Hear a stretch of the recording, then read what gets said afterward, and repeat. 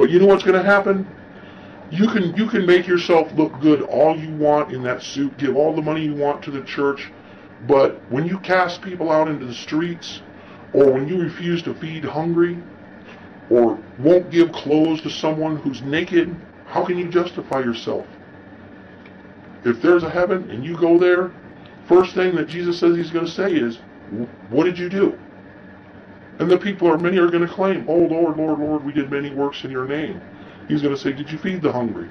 Did you clothe the naked? Did you house the houseless? Did you help anybody? Well, I gave to my church. No.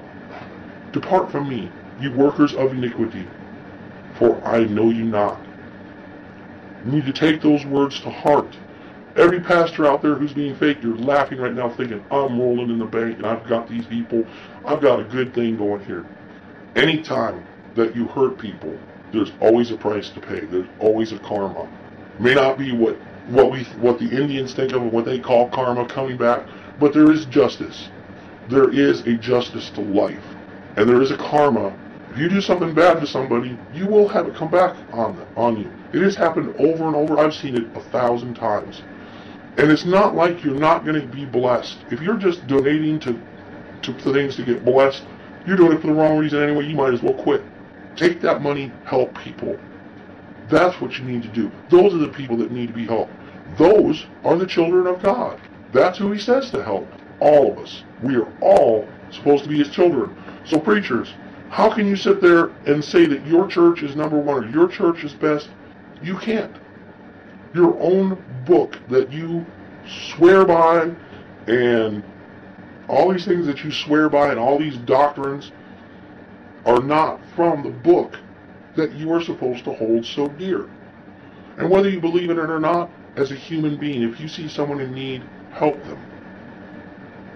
There may not, if you die and you're gone, would it hurt if you are rich to give a little bit to people? I see a lot of actors and actresses who really try to help, and then there are those who fake it. See a lot of preachers, a lot of people in public who do that. People forget them.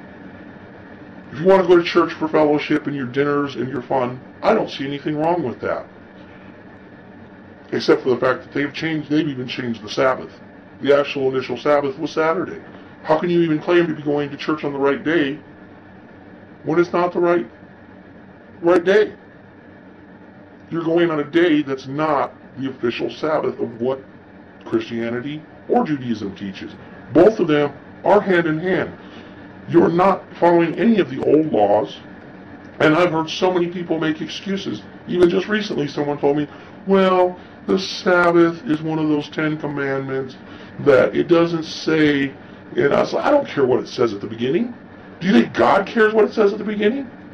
Do you think God cares what our opinion is of it? If you claim to be a Christian and you believe in the Father, he doesn't care about those kind of things. All he's going to care about is what's in your heart. And the fact that he set those commandments down for a reason. He didn't say, oh, well, 9 of them are really important, but this 10th one, the Sabbath thing, some gray area there, yeah. He didn't say that. They're the 10 commandments, which I call the 12 commandments, which is what they really are because there was 2 added to it, which is no credit given to that at all. Christianity, the whole religion's based upon Christ. He makes 2 new commandments. We don't put them on the walls. When was the last time you walked into a Zondervan's and bought a 12 commandments? I haven't seen it.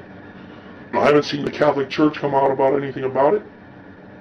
They're quick to come out about against a lot of other things, which I agree with a lot of them.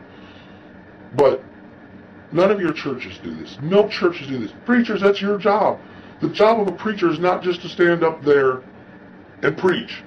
That's why God said he'd choose the people, because they're not just preachers. They're not just up there to give a lesson. They're supposed to be leaders. You can't be a leader when you don't even know what your own book says. You need to learn what the book is. Because like everything else, that book is for the people. To teach us, to help us live together. Whether you believe in God or not, whether you believe in anything or not. It's a good set of moral standards and teaches you a lot of life lessons. If you haven't read the book from cover to back, I don't want to hear it. Now, if you read it from cover to back and you want to talk to me and debate it, message me, that's fine. We can sit and talk, but everything you hear me say comes from that book. I will never use anything in reference that is not in that book. Now, I may disagree with how some people interpret it, but it's very cut and dry in many places. Very cut and dry to help the people. And once again, that's what it's all about.